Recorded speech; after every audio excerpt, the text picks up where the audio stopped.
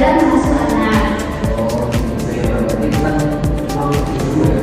Betul sekali Kak, manfaatnya bisa dirasakan oleh seluruh keluarga. Nah, khusus ibu menyusui ada beberapa pilihan KB yang aman Kak, Bu.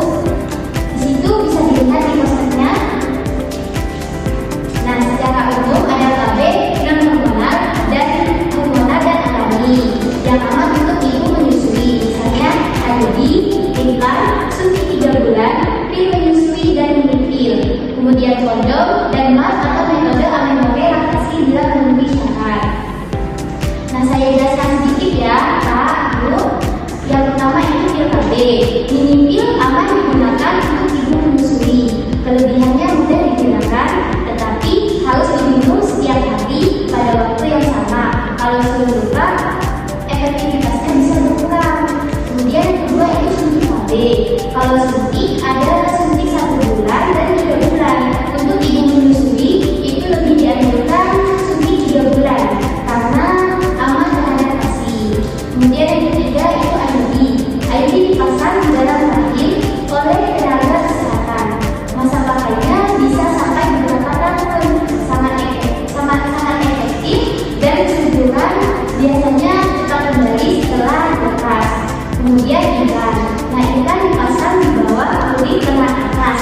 Masa pakainya sekitar 3 sampai 5 tahun dan juga aman untuk ibu menyusui. Kemudian yang terakhir itu kondom. Kalau kondom itu digunakan oleh suami Pak saat berhubungan.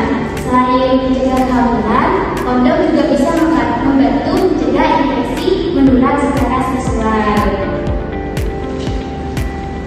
Kemudian cara memilih KB. Dalam memilih KB, Pak, Bu, ada beberapa hal yang harus dipertimbangkan seperti usia ibu, jumlah anak, kondisi kesehatan, dan apakah masih menyusui. Kemudian masih ingin punya anak lagi atau enggak di masa depan. Kalau boleh tahu nih, Bapak Ibu apakah masih berencana menambah anak nantinya? Mungkin masih berat, tapi tidak dalam prioritas.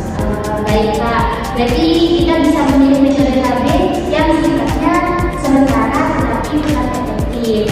Mungkin sebelumnya Bapak Ibu ada yang ditanyakan? Saya enggak tahu Bu.